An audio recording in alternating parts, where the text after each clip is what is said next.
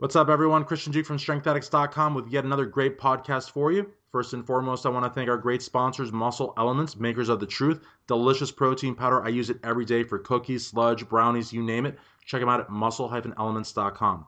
Next, I want to thank Iron Mag Labs. They make great pro hormones. You know, a lot of stuff is banned nowadays, but if you're looking for pro hormones to really add the size and the muscle, you must check out ironmaglabs.com. TokyoNutrition.com is, of course, another great sponsor of mine.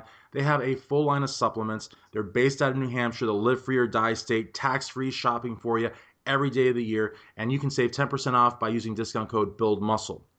Now, MyOatmeal.com is my longest running sponsor. Over 22 billion combinations custom built by you. You pick the bag, the size, you pick the type of the oats, the berries, the nuts, the sweeteners, everything. Use discount code SA15 and save 15% off at myoatmeal.com. And finally, I want to thank malebasics.com, underwear for and by bodybuilders and fitness enthusiasts. Very, very important product. Check them out at malebasics.com, also available at bodybuilding.com. Guys, I want to remind you the contest season is just underway here. We're, like 2 months into the year. Everyone's really stoked about the Arnold Classic. I am too.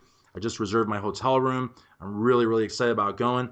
And I want to remind you to please check out our group, ilovethempc.com. As you guys know, we're very, very supportive of the NPC and the IFBB here at StrengthAddicts.com, and you should be as well. It's the most prestigious organization, the best competitors, and I got to tell you something. If you're not supporting the NPC, there's something wrong with you, at least in my book. Now, tonight, I'm very, very excited because, I've been talking to my good friend Mark Sindine for a long time about this competitor. Mark is extremely, extremely supportive of her. I have seen her IG. I've seen her on Facebook. Just a phenomenal physique, a real traditional type bikini competitor, going back to what bikini should have been and is. And I'm just really excited about it. I want to, of course, introduce IFBB Bikini Pro, Lauren Irick. Lauren, how you doing tonight? Hi, I'm doing well. Thanks for having me, Christian. Absolutely. I mean, Mark has raved about you so much, and I mean, I've seen all the stuff you've done throughout the internet and on social media. And like I said, you are I guess, the epitome, the traditional bikini competitor, and I love that look. Um, Thank you. Absolutely. So, like I told you I guess off air, I have two canned questions that I ask everybody, whether it's podcast, backstage at a show, what have you. And I think they're important because I believe they create sort of a foundation of, sort of a background of the athlete. So if you can sort of take us back and talk to us about, when and why did you get started weight training? I got started weight training. I mean, I've always been an athlete. It's kind of always been something that I've done. I definitely, after high school and I finished playing sports, gravitated more towards cardio. I was a runner, going to the gym. I definitely was a cardio bunny, and if I was lifting weights, it was probably some 5 pound dumbbells, and I'm not real sure exactly what I was doing with them. Hmm. Uh, but I've always enjoyed being active, and I did get into powerlifting a little bit, oddly enough. I liked focusing, it gave me a goal to focus on in the gym, and I really enjoyed that. So once I was powerlifting and focusing on my strength and achieving these goals, my body still didn't look the way that I wanted it to look. And so that's when I got into actual bodybuilding and the nutrition of it so that I could kind of sculpt my physique into what my ideal was. Okay, so when you got into the gym and you started, working out in terms of, putting on muscle and creating the physique you wanted, how long before you saw results, before your body started to transform? Gosh, that's kind of hard to say because I feel like being athletic already gave me such a great base. Hmm. I just had some body fat to lose. So once I lost the body fat, I had a decent base. After that, let's see, it probably would have been about another 8 to 12 months before I started seeing muscle being added back to my frame. So I was lost some body fat and then started building my physique up from there again. Awesome. And once your physique is at a stage where, you find it impressive and you feel the self-confidence, what made you want to get on stage? Like was there a person that inspired you, or was it something you saw or something you read? Because I got to tell you, Lauren, I see so many people in the gym and they create the physique they want, whether it's to go to the beach, whether it's to strut around the gym, whatever. But to then get on stage, a lot of people they just can't do it. It's just too much. What got you to the stage? That's a great question because, I do see people with amazing physiques and you think, "Oh, you would look awesome on stage," or you would do so well in this division and they just have either they don't have a desire to do that or yeah, it's daunting to them. But I was inspired by my coach, Amber Orton Foken, I think, and it was just another goal. I guess I'm a very goal-driven person. I was putting in the work in the gym and putting in the work on my diet already. I figured I'm doing all the steps. Why not just go for a show? Absolutely. Now you're from Portland, Oregon, and that Northwest right there is just, very, very intense in my book. I mean, people talk about the country in regions. They talk about the East Coast, New England primarily. They talk about the West Coast, your Venice Beach set. But then, of course, there's a Northwest. And, talk to us about the vibe out there. Any hardcore gyms in Portland, and of course, what's the NPC out like over there in Oregon? So I think the people kind of think that the Pacific Northwest is a little sleepy. It's rainy out here. A lot of people talk about certain parts of the East Coast for training, or like you mentioned, Venice and California. Right. I think that we do get underestimated a lot. There is a large scene out here that is just growing and growing in the NPC, and it's awesome. I mean, there's Emerald Cup up in Washington. That's the largest regional show in the United States, so that's great. Hardcore gyms. I mean, there's some powerlifting gyms and things like that. Hmm. I know there's just a lot of competitors that I see hopping around the big box gyms as well. And amazingly, they're really good about putting in equipment that we will use. Another person in town is Gem Aaron, and he has Gem Fitness, and he's the booty builder. So we've got a lot of people out there getting booties built. Very cool. And I got to tell you too, real quickly, the Emerald Cup. I mean, that's a show that I often talk with Larry Neary and Mark Sandayan. I mean, it's a really big show. I mean, it's really pretty just gigantic actually. And to people in the Northwest, winning that show is just at the top of the list. I mean, people will actually prepare the whole year just for that show. Hmm. So I think that's pretty phenomenal. As far as the NPC goes in Oregon, I mean, what's it like out there? In regard to, Competitions and organization and just camaraderie between the athletes. I feel like it's good. There's, like I said, I know that's kind of what your social circle becomes a little bit. I think when Hmm. you compete, you're seeing the same people at the gym, but I have had such an just a wonderful experience, honestly, since I started competing with everyone that I've met. I feel like there's a lot of camaraderie. I don't have hard feelings or anything towards anyone, or you hear kind of crazy things about cattiness or I don't know, just drama and things like that. But I think people are supportive and they enjoy getting to know other people that are interested in the same thing that they are. Sure. And I cover so many shows. I cover shows in about 6 or 7 states. This year, I'm going to try to do a dozen, God willing. But I got to tell you, like the cattiness, the drama, I really don't hear about it all that much. It's really, I think it's sort of exaggerated depending on who you talk to. But I find that in the NPC, especially backstage, I feel that all the competitors get along real well. No one fights over food or anything like that. Like, they'll give an objective eye if someone asks for it. You know what I mean? Talk if someone wants to. Some people, they don't like to talk. They just like to kind of sit in a corner and listen to their music, and that's cool too.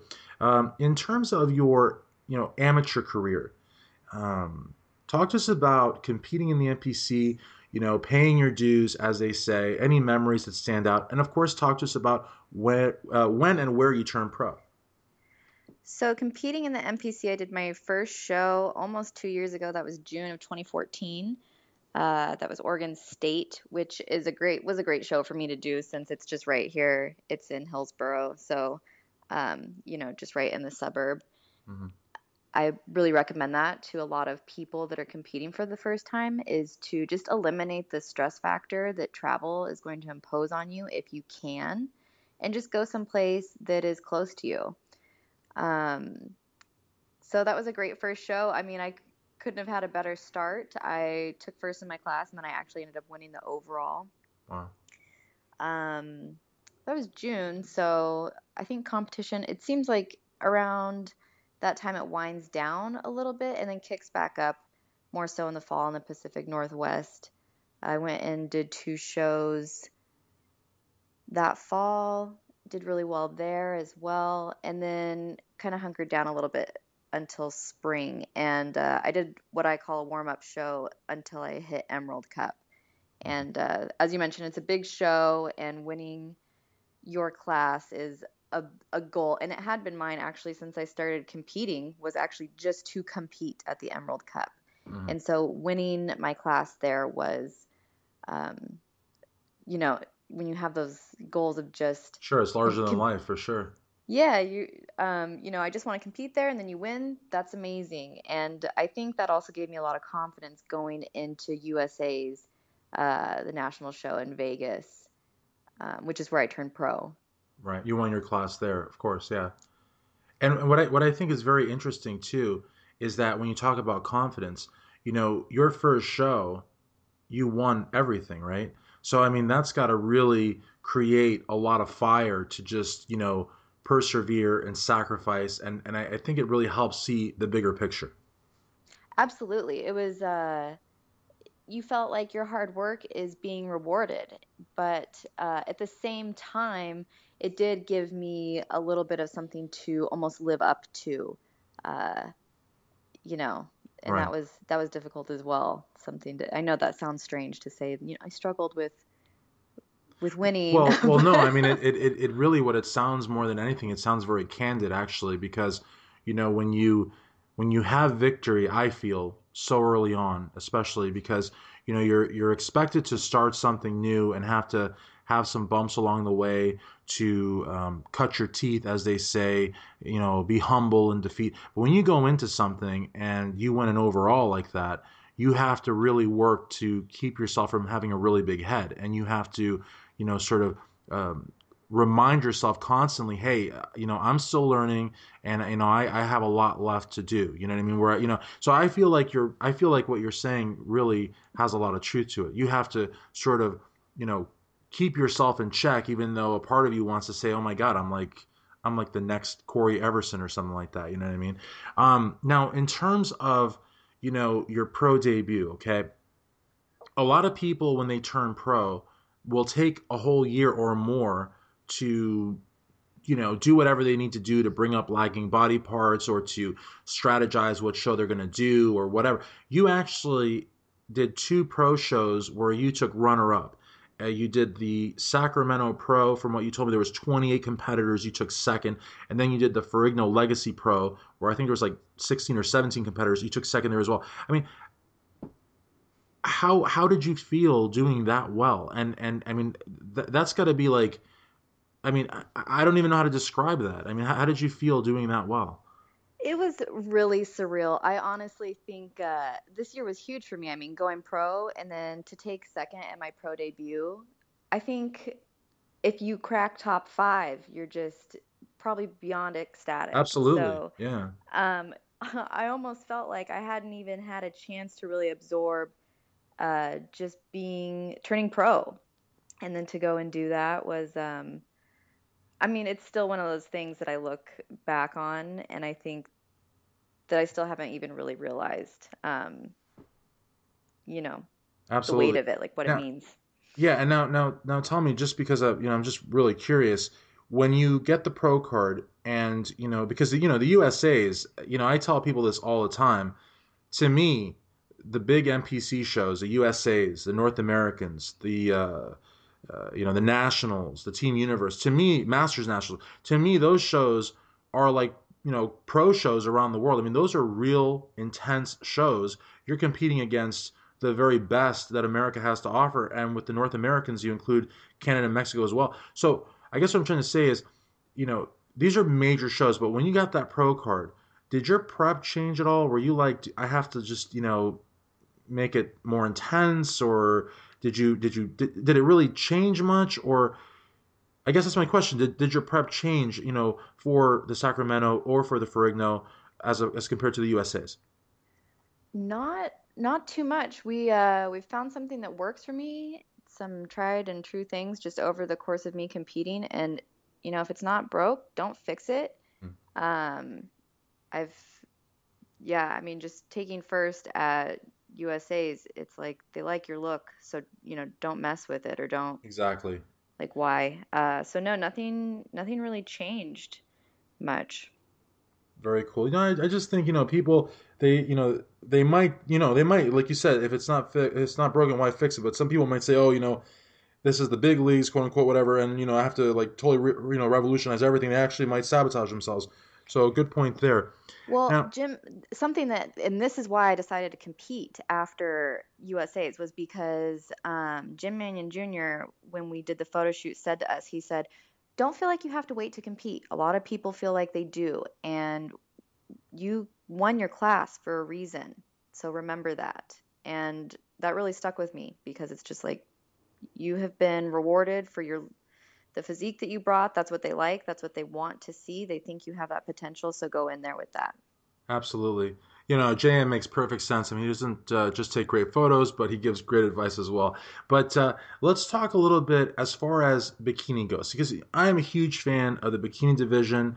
I was a huge fan when it came out. I'm a huge fan now. I think it really brings a lot of talent to the stage, not just at the pro level, but at the national level, the regional level, and the local level. Uh, but there are people that are suggesting, some people actually not even suggesting, they're coming out quite blatantly and saying that bikini is not an athletic division, that maybe it shouldn't be on NPC or IFBB stage, which I can't tell you how polarly opposed I am to that. But what would you say to those people? Like, what's your take in terms of the athleticism in bikini? I think I can sort of understand where somebody might be coming up with that. No, the diet is not as difficult as it would be for a bodybuilder. I understand that. I'm not trying to pretend that it is. It's definitely still challenging to diet in for a show. But if somebody doesn't think it's athletic, then I would just invite them to come train with me.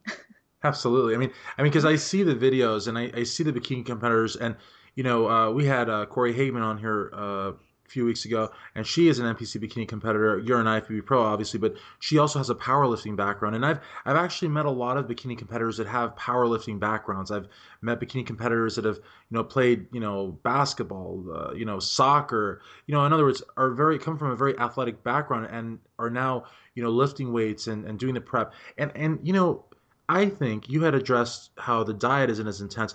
I also feel that maybe for people that first get started lifting, and we've had some guests that have said this, bikini is maybe easier to get into as you just first get started training. But I feel it's probably one of the hardest divisions in that it's very hard because once you start lifting, male or female, you want to eat more, you want to get stronger, you want to get bigger. In bikini, you can't do that. In bikini, you have to literally limit your body from growing out of the division. Even though we have Hmm. some bikini competitors that are coming a little harder, a little bit bigger, and thankfully the NPC and the IFBB came out with a memo last year saying that they will be going back this year and in future years to what the divisions were supposed to be.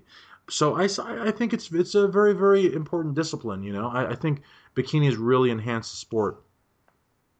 Now, in terms of, let's say that there's a woman listening to this. It could be a male or a female, but specifically a woman, and even more specifically, maybe what might be called a soccer mom or a corporate professional or a student, someone that wants to get in shape, maybe needs to add some weight. A lot of women are, incredibly thin, but don't have anorexia or bulimia. They're just incredibly thin. What can weight training and eating a fitness lifestyle type diet do for them, in your opinion? I think it can. I mean, I was one of those people. I was a cardio bunny. I was under eating. Lifting gave me a ton of confidence. And I think when it's it's hard for me to say because bodybuilding is so aesthetic, but it does give you goals. And you don't have to sign up for a bikini competition to decide that you want to start lifting weights and eating healthier. I think it can just make your confidence go through the roof, honestly. Like you feel good, you're going to start looking better, and just feeling good is feeling strong and feeling confident. That's that's For what sure. happened for me was, feeling strong. honestly. In terms of training, though, if you were to give training advice, and that's sort of our next question as well, but as far as what's your training approach, but also back to the mainstream type woman, what's your advice? What should they do in the gym? So I guess you could maybe start with what you do in the gym and what they do in the gym, however you want to say it. But what, in terms of those two training questions, how would you go about it? Uh, for me, I always place, well, it depends on where I'm at for heading into a show and in prep, but a lot of my emphasis is on lifting. And I see a lot of people hit the cardio machines first, and then maybe they'll go and do a couple sets with some reps. But it should be the other way around. You need to be focusing on your lifts first and increasing that lean body mass. And then whatever you have left over, then you can hit the cardio I machine. love that. But That's really really sound advice, and I see that all too often in the gym. They're given the 100 to the cardio, and just whatever's left to the weights. It's definitely hmm totally wrong. And yeah. and as far as as far as and you would suggest maybe for like maybe a more mainstream person, would you would advocate weight training, or would you tell them to just do cardio? Oh, I advocate weight training for everyone. At least some, if even for older populations, Yeah, you need to be doing some body weight exercises, or some weight bearing exercises. If it's just body weight, or if you're adding some resistance or resistance bands, that's where you're going to really see some changes. absolutely. Now, talking about cardio, sort of just going in another direction, but for you, do you feel that, in other words, do you need the statistical information that the various machines give, or would you ever, whether season or off season, would you ever just go out for a run or go out for a jog or go out for a long walk? I mean, in other words, do you need to know what you're burning, or can you just by feel can you do it? I guess is the question. Uh, for enjoyment, I guess it's just for a different purpose. By feel, no, I don't have like a heart rate monitor or a Fitbit or anything All like right, that. no, nobody else. Yeah, yeah. So a lot of people ask me why I don't have one. Oh, a And Fitbit. I thought you were just saying that you were counting your heartbeat. Okay, I got you. Yeah, you don't have a oh, Fitbit. Okay. yeah, so I don't use any of those things. And Yeah.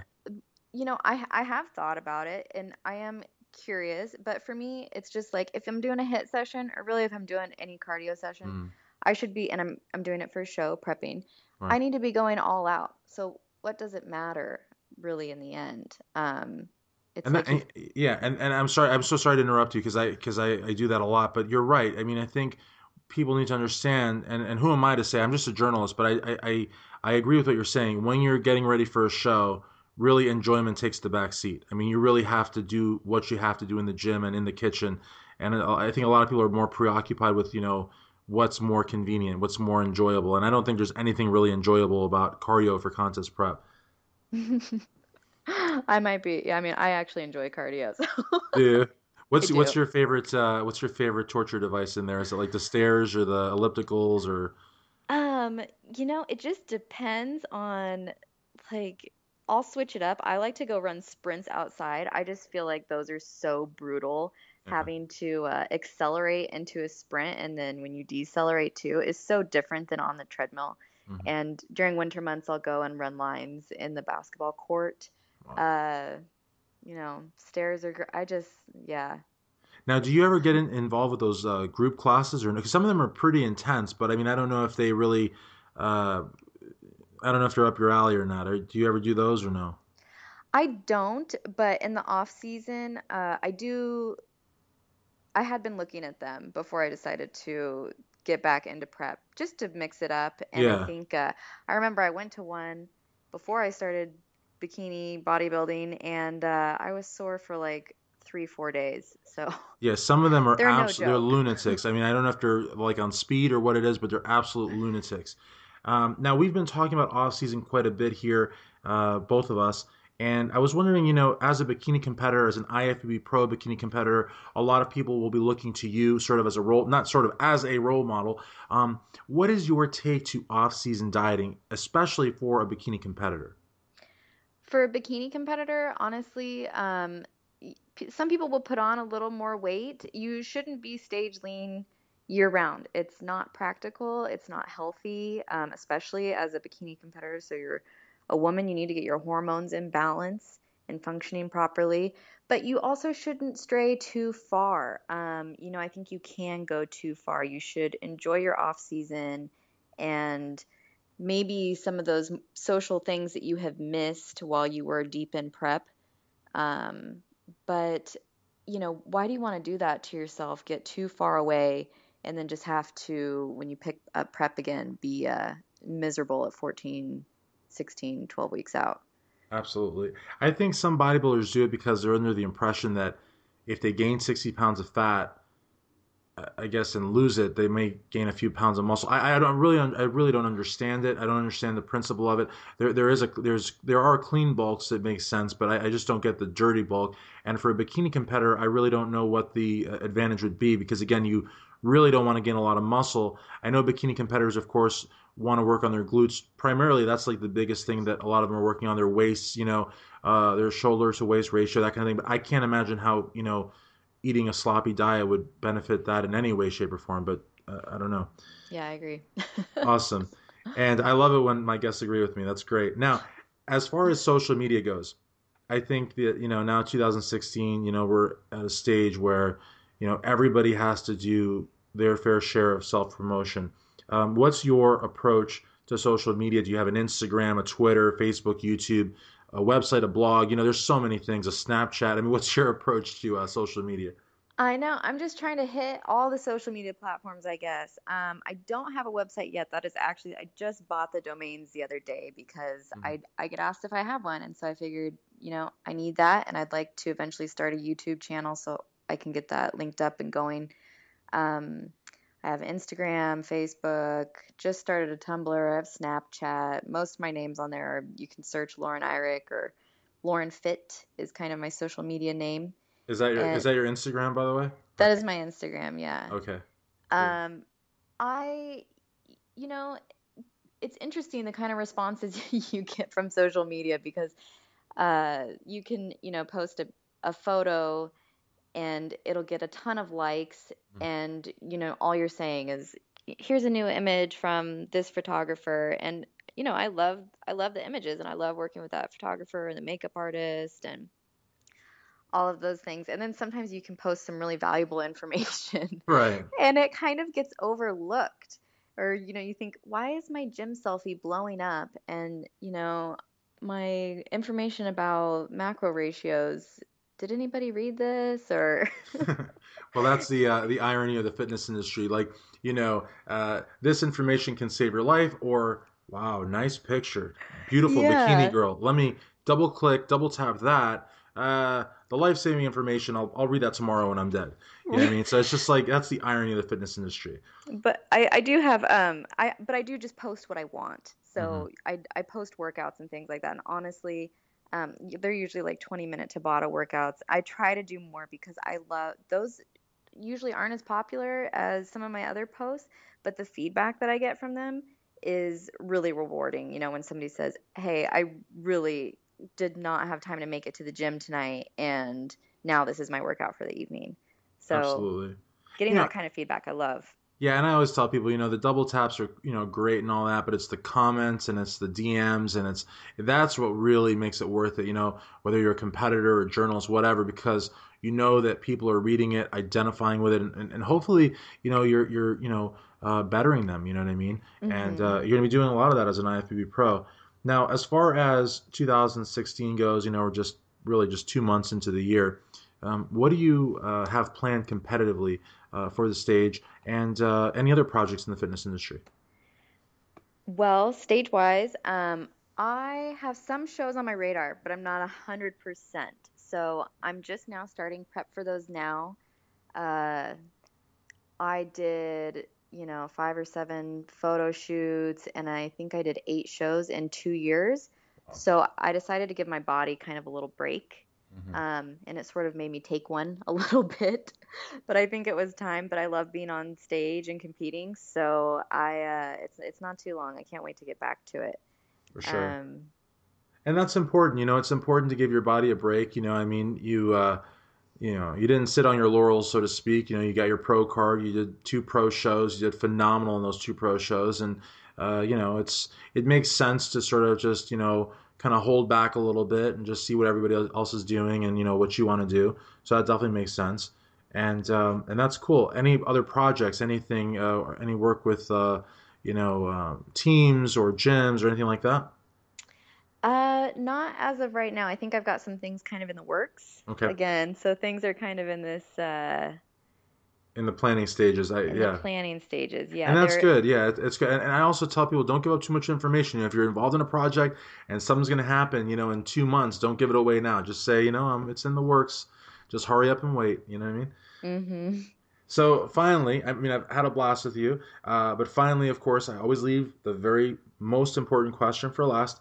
Who would you like to thank for where you are today?